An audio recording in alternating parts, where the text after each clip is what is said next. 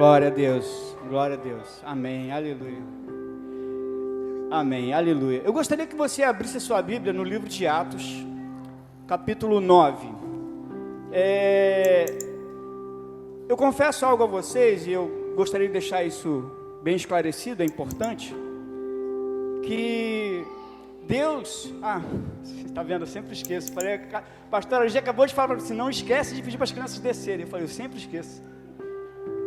Por favor, as crianças podem descer em nome de Jesus, que Deus possa falar às nossas crianças para o louvor da sua glória. Então, como eu estava dizendo, eu estava dentro da escala de mensagem para hoje, e eu sempre gosto de me preparar, de estudar, de jejuar, e durante as semanas que vinham se seguindo, depois que eu fiquei sabendo da escala, e eu sempre pergunto para Deus, Senhor, o que é para falar? O que é para dizer? Eu confesso que até domingo agora, eu não sabia o que eu ia falar, até o momento do louvor, até o momento que nós estávamos aqui ministrando o louvor, e o louvor começou a cantar uma canção que falava sobre rendição.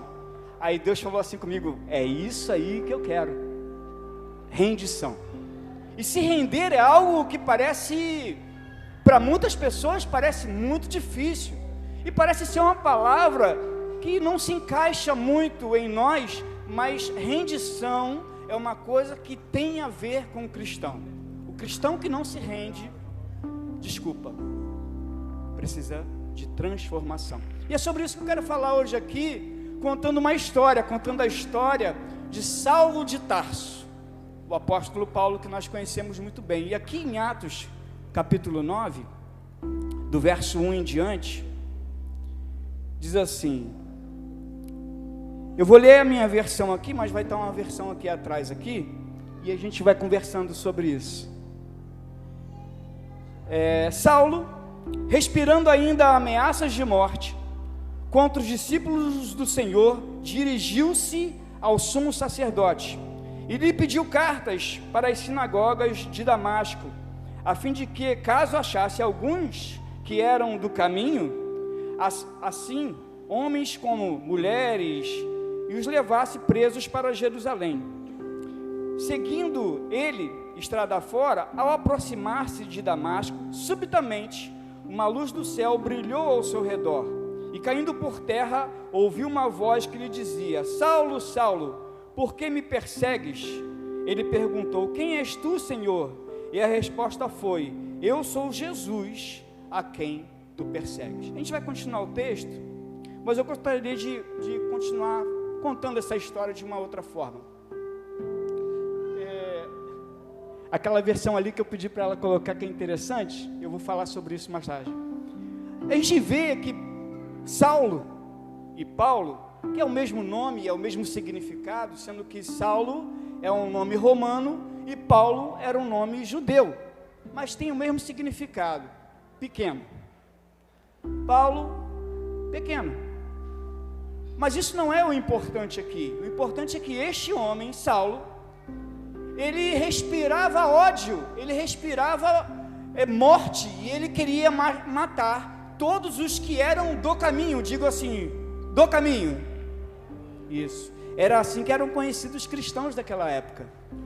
Eram os do caminho, ou em algumas versões da Bíblia está assim, daquela seita, E é interessante porque se nós prestarmos atenção, e a palavra caminho, e tem tudo a ver com aqueles que eram do caminho, porque seguiam a Jesus, e Jesus ele dizia, que eu sou o caminho, a verdade e a vida, Ninguém vai ao Pai senão através de mim, nós conhecemos isso. E essa questão de perseguir os do caminho, Saulo ele respirava, ele odiava essas pessoas.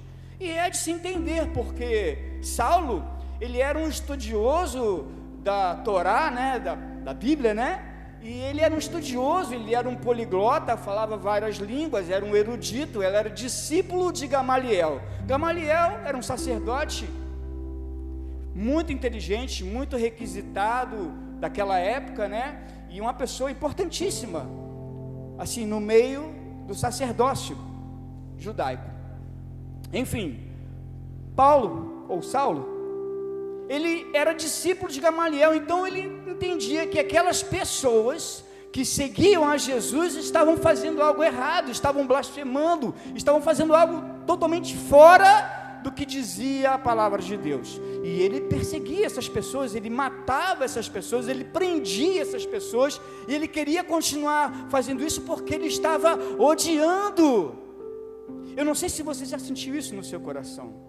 Eu não sei, já deve ter sentido raiva de alguém, né? De você, se eu pegar essa pessoa, já viu aqueles filmes que fica pensando, eu vou pegar aquela pessoa, vou fazer aquele golpe, uau! E é assim. Paulo, ele queria matar aquelas pessoas, ele queria trucidar, torcer o pescoço, ele queria acabar com aquele movimento. Essa era a intenção daquele homem. E aquele homem simplesmente, ele estava no caminho, digo assim, no caminho. Ele estava no caminho, indo para Damasco. E ele queria fazer essas coisas que ele pediu autorização aos sacerdotes para isso. Ele precisava, ou seja, essas cartas eram autorizações, né, para prender essas pessoas. E ele estava no caminho e simplesmente ele caiu. Na palavra de Deus não fala que ele caiu do cavalo, apesar de ouvir muitas pessoas falando sobre isso, e eu quero deixar bem claro que naquela época quem andava a cavalo eram os romanos. O judeu não, o judeu normalmente um burrinho, né? Um jumentinho, enfim, mas provavelmente ele estava a pé, e ele caiu por terra, sabe? E naquele momento em que ele caiu por terra, ele teve um encontro. Diga comigo assim, encontro. Eu quero falar justamente o que a pastora anunciou aqui, sobre o Val do Jaboque. O Val do Jaboque é um lugar de encontro com Deus. É um momento em que você separa na tua vida para definir. Definir. É sobre isso que eu vou falar aqui hoje. Assim como ela disse, talvez você já aceitou Jesus, talvez você seja um cristão já, né, há muito tempo, talvez você veio aqui nos visitar hoje e ainda não tinha ouvido falar de Jesus dessa forma. Às vezes, talvez alguém já te perguntou, você conhece Jesus? Você fala, sim, claro, mas você conhece Jesus de com ele andar ou de ouvir falar? Porque é uma diferença. Porque quem anda com Jesus é diferente daquele que só ouve falar. Saulo, ele ouvia falar daqueles do caminho. E Saulo, ele era contemporâneo de Jesus. Provavelmente, talvez ele não se esbarrou com Jesus, mas naquele movimento de 3 anos de Jesus, ele provavelmente já sabia, já queria aprender Jesus, mas só que a Bíblia não fala. Mas eles eram contemporâneos. E naquele momento em que Saulo cai por terra, ele vê uma luz, aquela luz, Jesus, né, falou com ele, Saulo, Saulo, por que me persegues? E de repente, Jesus falando isso, fala assim, Saulo, Saulo, por que me persegues? Duro é para ti recalcitrar contra os aguilhões, está no versículo 5, em algumas versões não tem essa parte. Duro é para ti recalcitrar contra os aguilhões. Eu não vou discutir com os teólogos, que algumas Bíblias tiraram isso, mas esse versículo, essa parte, ela é corroborada, ela é confirmada, quando Saulo conta o testemunho dele para o rei Agripa. Saulo fala isso para o rei Agripa, mas algumas versões não tem, talvez a versão que você usa aí não tenha, e isso aqui parece que algo esquisito, mas quando Jesus fala para ele assim, duro é para ti recalcitrar contra os aguilhões, ele está dizendo assim, Saulo, você pode se sacudir, você pode balançar, mas não tem jeito, nem que seja na cutucada, você vai obedecer.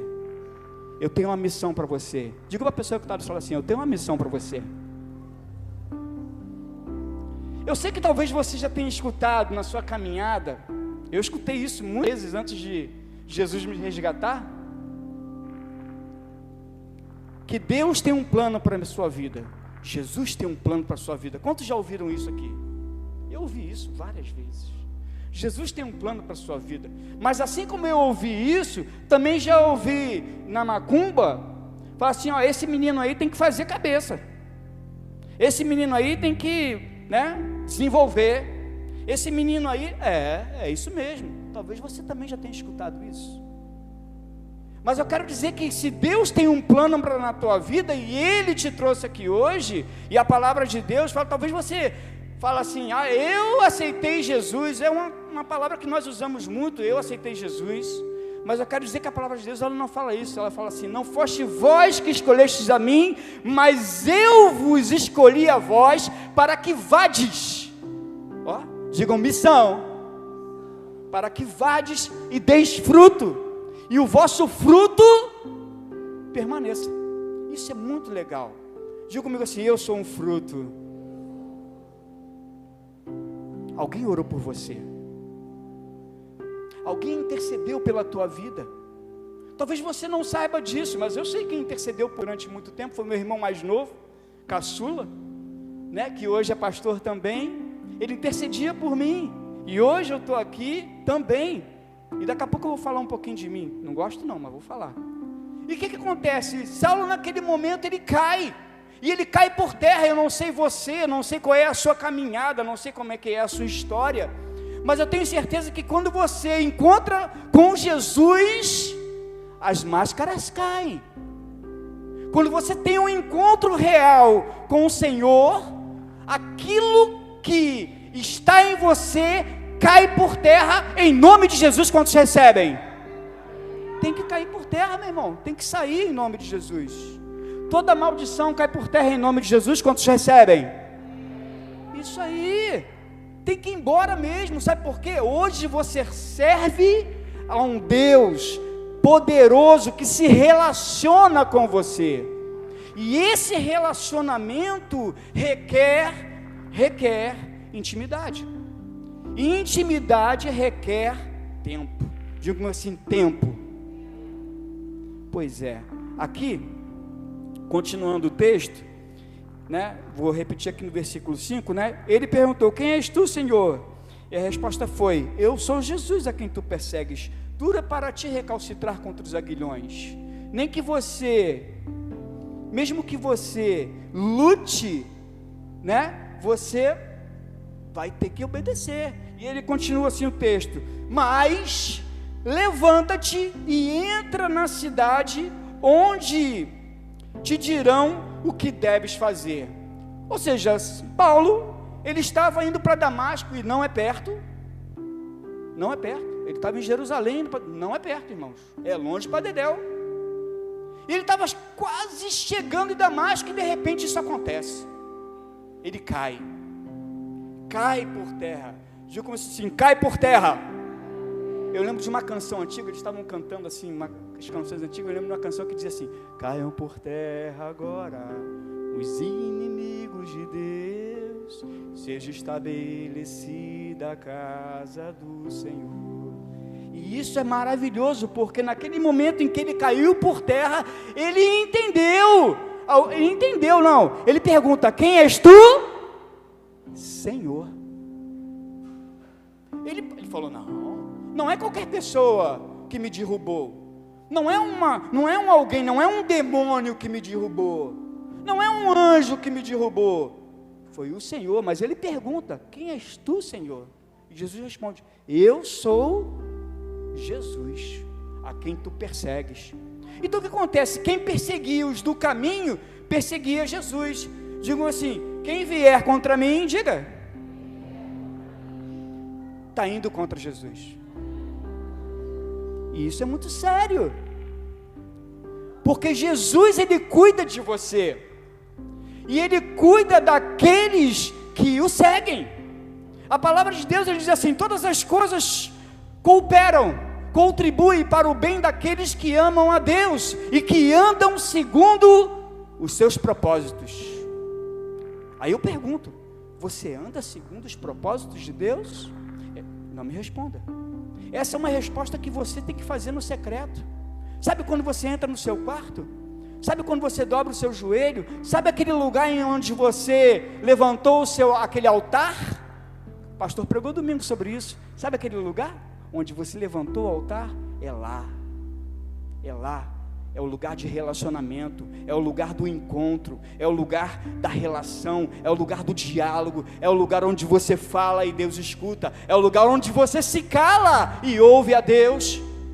Porque muitas vezes não nos calamos, né? Só sabemos falar. E a gente reclama. Parece até salmo precatório, né? Já viu o salmo precatório? Que o salmista, ele está gritando para Deus? A palavra de Deus fala, grita.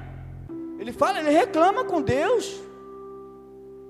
Daqui a pouco eu vou até falar sobre um salmo aqui que eu acho muito legal. Ele fala sobre isso, ele reclama com Deus. Ele fala, e aí, eles lá, ó, eles estão prosperando, e eu estou aqui com problemas. Mas a palavra de Deus, ela fala que a chuva, ela cai sobre justo e injusto. O sol, ele nasce para o justo e para o injusto. E nós precisamos entender que quando Saulo cai, e cai tudo sobre ele, acontece que Jesus já dá uma ordem para ele. Jesus não fica passando a mão na cabeça não, irmão. Falar com você, Jesus não passa a mão na cabeça de ninguém não, tá? Jesus é carinhoso, amoroso, mas a palavra de Deus, ela fala que o pai exorta o filho que ama. E hoje você está aqui para aprender. Amém? Quantos querem aprender? Eu aprendo todo dia, irmãos. Eu trabalho na oficina mecânica, todo dia é uma coisa nova. Eu até faço um curso online, e o cara do curso, ele fala assim, e aí, só salada ou só pepino? Só filé ou só pepino? Porque na oficina existe um monte de problema, e a gente aprende todo dia, descobre uma coisa nova. Eu tenho certeza que talvez na sua profissão também. E aqui, no verso 7, né, continuando, diz assim, os seus companheiros de viagem pararam emudecidos, ouvindo a voz, não vendo, contudo, a ninguém. Ou seja, aquele momento da mudança de Paulo, né, da conversão de Paulo, teve testemunho. Aquelas pessoas ouviram, né, ouviram aquela voz, ouviram, mas não viram nada. Saulo não, Saulo ficou cego, ó, tá assim, ó. E os seus companheiros de viagem pararam emudecidos, ouvindo a voz, não vendo, contudo, ninguém. Então se levantou Saulo da terra, e abrindo os olhos, nada podia ver. E guiando-o pela mão, levaram-no para Damasco. Esteve 3 dias sem ver, durante os quais nada comeu e nem bebeu. Diga comigo assim, 3 dias. De novo, 3 dias. Valdo Jaboque. Valdo Jaboque. Você, mulher, que acha que está no caminho, talvez seja o momento de deixar Deus jogar você por terra. Você, homem, porque eu recebi uma reclamação domingo. Eu quero dizer aos homens aqui que eu recebi uma reclamação domingo. Recebi, as mulheres estão fazendo coisa pra caramba e os homens não estão fazendo nada. Eu recebi essa reclamação domingo. Verdade. Eu acho que nós precisamos fazer alguma coisa, irmãos. Cabe a nós, sacerdotes. Porque se eu lembro muito bem, quando eu me posiciono, tudo à minha volta se posiciona. Se você ainda não ouviu isso, você vai ouvir muito sobre isso. Porque quando você se posiciona, tudo à sua volta se posiciona. Se você se posicionar para o errado, as coisas vão dar errado, irmão. Se você se posicionar para o certo, tudo vai dar certo. Ou quase tudo, né? Porque Deus, Ele quer ensinar a gente todo dia alguma coisa. Então, se der alguma coisa errada, com certeza Deus está querendo te mostrar algo.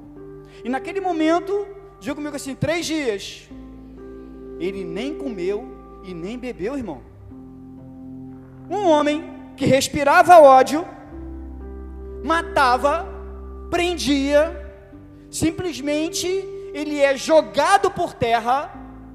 Ou seja, toda a sua cultura, todo o seu conhecimento, toda a sua erudição, todo o seu falar várias línguas, tudo que ele era, caiu por terra. Porque aquele que é maior do que todas as coisas, em que a palavra diz que todo joelho se dobrará e toda língua confessará que Ele é Senhor, se fez presente naquele homem, porque ele era muito importante. Então, naquele momento, que em 3 dias, que ele não comeu e não bebeu, ele não estava de jejum não, irmão. Não estava não. Pode falar? Ele não confiava em ninguém.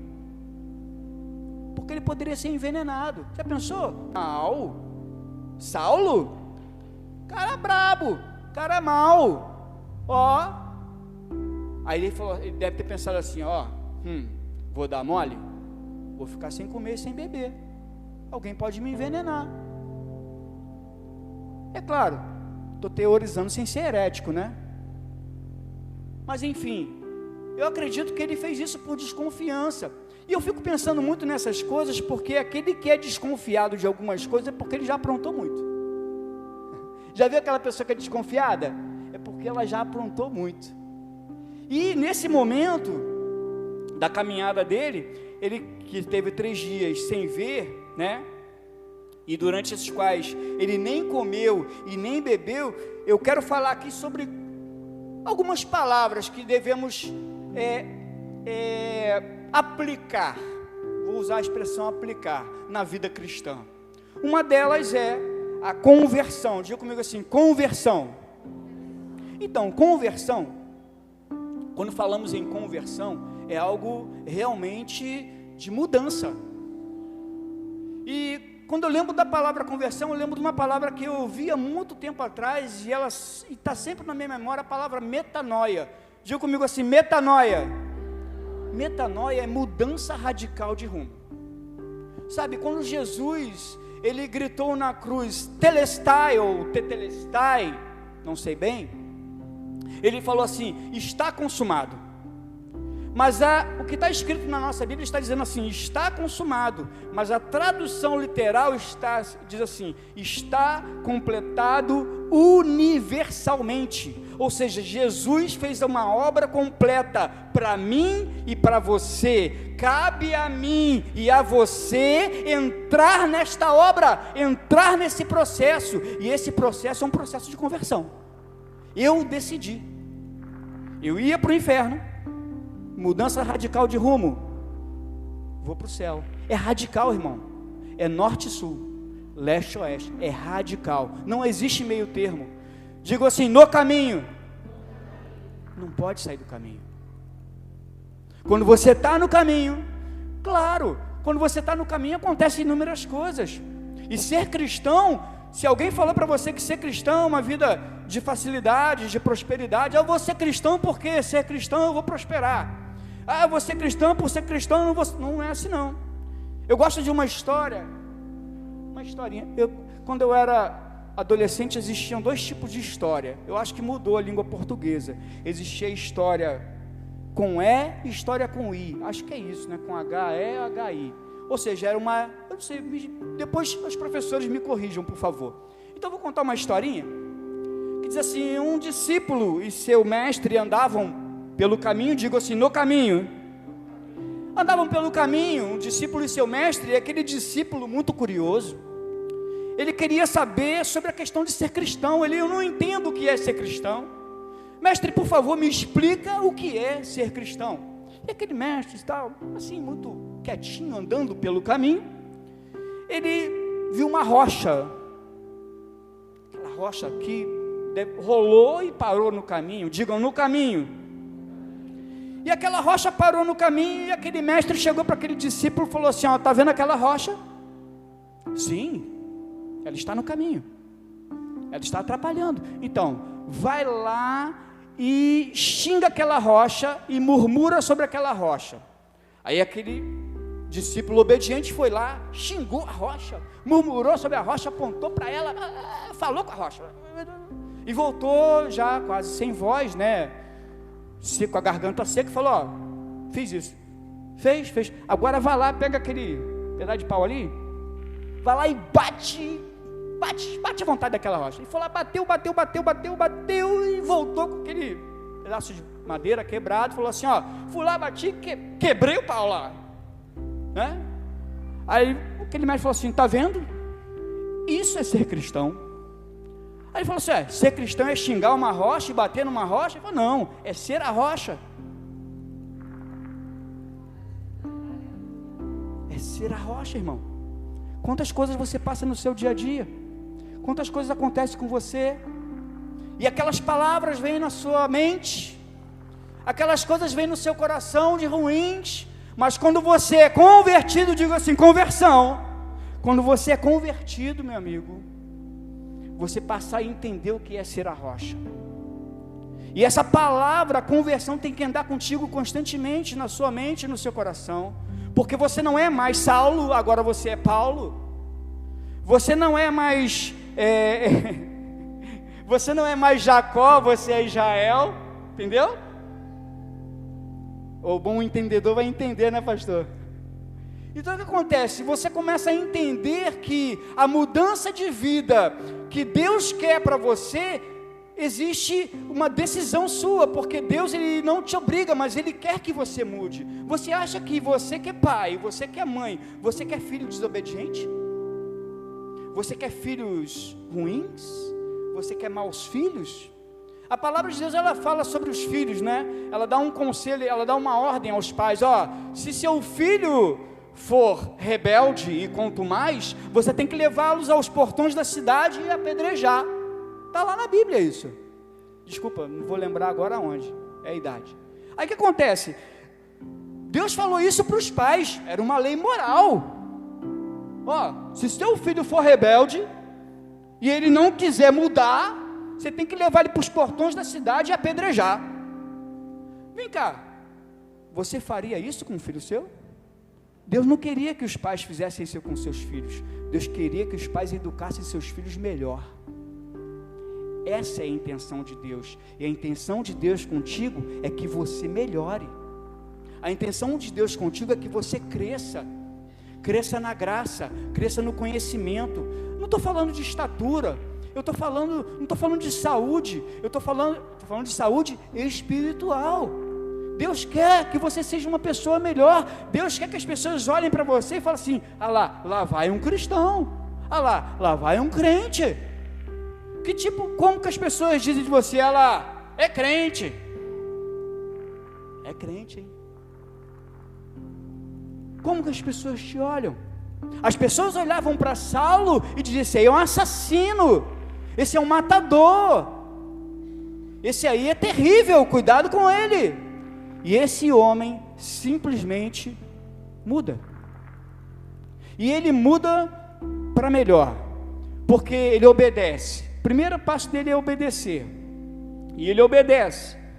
E a segunda palavra que eu gostaria que você guardasse, além de conversão, é oração. Porque Deus, durante esse processo, durante aqui no texto, Jesus, ele fala com Ananias, e fala assim: Ananias, vai chegar um camarada aí, em Damasco, você vai lá e ora por ele. Esse camarada, o nome dele é Saulo, conhecido como de Tarso.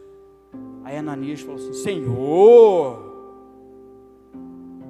eu conheço esse camarada aí, Senhor.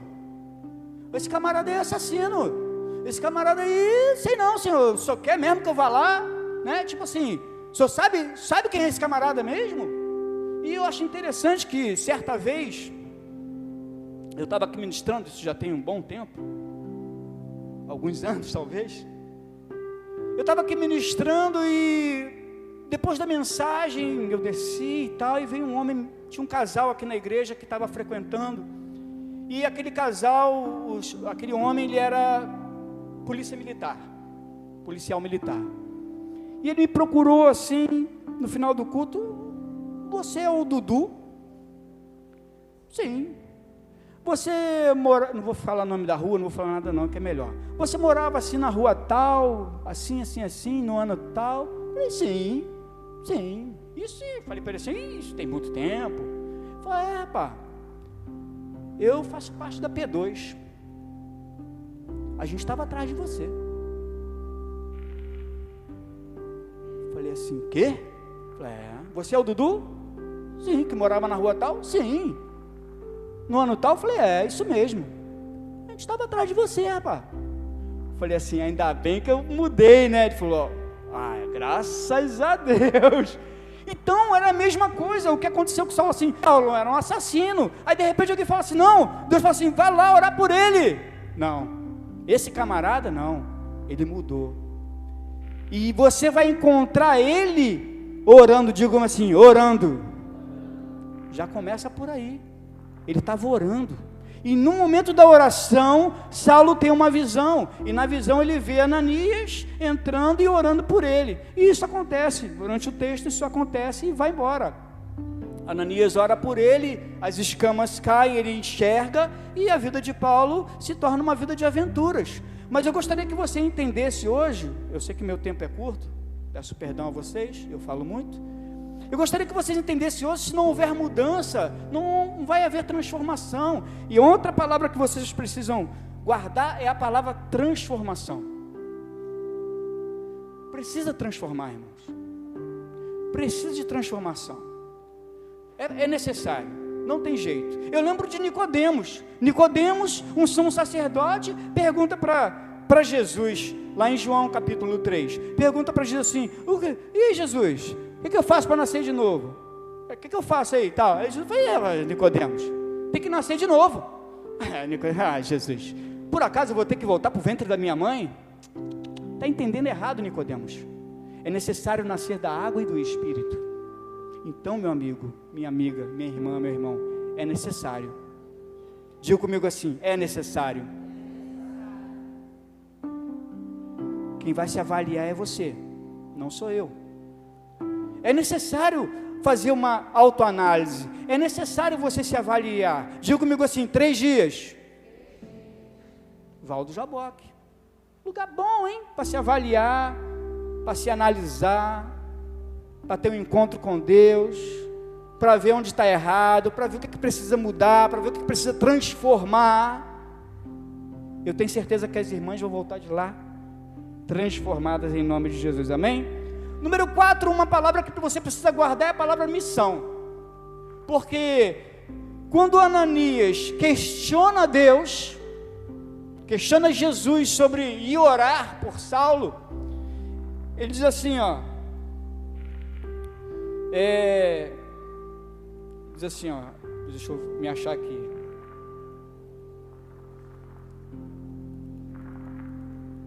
E Ananias, então, é isso aí. E Jesus fala assim para ele assim: então o Senhor ordenou, desponte, vai à rua e tal, e deixa eu achar aqui, perdão, irmãos.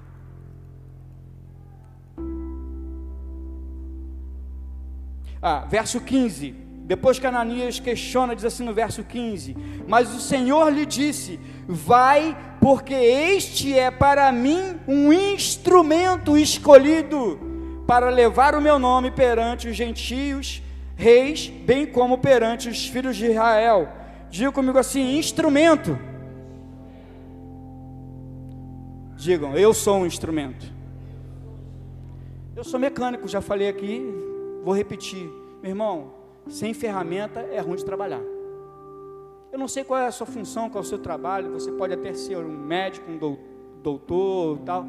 Digo uma coisa a você: sem ferramenta é muito. Pedreiro, sem a ferramenta certa, não vai trabalhar direito. Mecânico, sem a ferramenta certa, não vai trabalhar direito.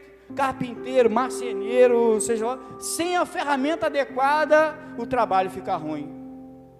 Então diga comigo: instrumento. Eu sou uma ferramenta na mão de Deus. Você quer ser uma ferramenta na mão de Deus? Porque se você quiser ser uma ferramenta na mão de Deus, a necessidade agora de uma outra palavra que eu gostaria de falar com você assim: rendição. É onde Deus falou comigo no domingo. Rendição. Rapaz, se você não se render, nada vai rolar. Se você não se entregar, nada vai rolar. Talvez você ache que você sabe muito, talvez você acredita que a sua sabedoria é suficiente, talvez você tenha um conhecimento vasto da palavra de Deus, assim como Saulo, né? Mas eu quero dizer algo para você: com isso tudo, se não houver rendição, não tem transformação. Se não houver rendição, não tem conversão. Se não houver rendição, você não vai cumprir a missão. Se não houver rendição, você não vai orar direito. Ou seja, render-se é o caminho. Render-se é a proposta. Eu lembro de quando eu me converti, eu ainda era viciado em cigarro. Foi um dos piores vícios da minha vida. Não sei se você é. Talvez você está aqui hoje Você tem um problema com vício? Não sei, você sabe. Mas eu sei que eu frequentava, eu ia à igreja. E aquelas irmãs na porta da igreja me abraçavam e falavam: seja bem-vindo, Dudu. Seja bem-vindo. E eu sentia tanto amor, irmãos, naquelas pessoas. E eu sentia, e elas sabiam que eu fumava porque fede pra caramba. E aquelas irmãs me abraçavam e falavam: seja bem-vindo. E elas oravam pra caramba por mim, eu tenho certeza disso. Eu agradeço muito a Deus pela vida delas. E eu ouvia dos meus amigos que queriam que eu parasse, falavam assim: você é um homem ou uma cocoroca? Vai deixar um cigarro te dominar? Não, eu sou forte, eu consigo, eu sou capaz. Que nada, irmão. Eu jogava o maço fora, daqui a pouco eu estava comprando outro. Mas eu entendi uma certa vez, porque Deus falou comigo: se o Filho vos libertar, verdadeiramente sereis livres. Eu falei assim: Senhor, é isso mesmo? É, se o Filho vos libertar, verdadeiramente sereis livres. Não tem outro que possa fazer isso por você. Eu falei: Senhor, eu quero. Eu sou incapaz, sou fraco, não consigo, a minha força é insuficiente, eu não tenho poder de mudar a minha vida. Quando eu falei isso, meu irmão, minha irmã, eu quero dizer para você que a nicotina saía pelos meus poros. Eu fedi, eu fiquei um tempão fedendo, mas fedendo muito, mas a minha: Senhor, eu sou incapaz. Se o Senhor não me mudar, eu não vou conseguir. Se o Senhor não me libertar, eu não vou conseguir. Eu preciso do Senhor. Diga comigo: decisão. Hoje é o lugar da decisão. Aqui é o lugar da decisão. Esse é o momento da decisão. É necessário se render. É necessário se render. Porque se você não se render, nada vai acontecer. Deus não vai invadir a sua vida, Deus não vai invadir o seu coração, Deus não vai fazer isso com você. O ser mais educado do universo, o Espírito Santo, em Apocalipse diz: eis que estou à porta e bato. Deixa Jesus entrar. Deixa o Espírito Santo entrar na tua vida de verdade. Não conheça Jesus só de ouvir falar, mas ande com Ele. Não é Ele andar contigo, é você andar com Ele. É diferente. Já ouvimos inúmeras frases de efeito na nossa caminhada cristã, mas não é isso que vai transformar a sua vida. Quem transforma a tua vida é a palavra de Deus. Quem transforma a sua vida é você decidir. Quem transforma a sua vida é o Espírito Santo, que convence o homem da justiça, do pecado e do juízo. Se não for Ele, não tem como. Eu gostaria de pedir a ajuda do Ministério de Louvor, de ministrar a canção que cantou domingo, em que trouxe a revelação dessa mensagem aqui para vocês hoje. Enquanto eles se preparam, eu gostaria que você abrisse a sua Bíblia no Salmos 37, por favor. Ela vai botar aqui. Eu gostaria de mostrar algo a vocês que eu falei no início e lembrei agora. Salmo 37. Existem alguns passos que precisamos dar. Eu gosto desse salmo, que eu posso dizer que são verbos que Deus gosta. Sabe, verbos que Deus gosta? Um deles é amar, com certeza. Mas não é isso que diz aqui o salmo. Lembra da que eu falei? Olha só: não te indignes por causa dos malfeitores, nem tenhas inveja dos que praticam iniquidade.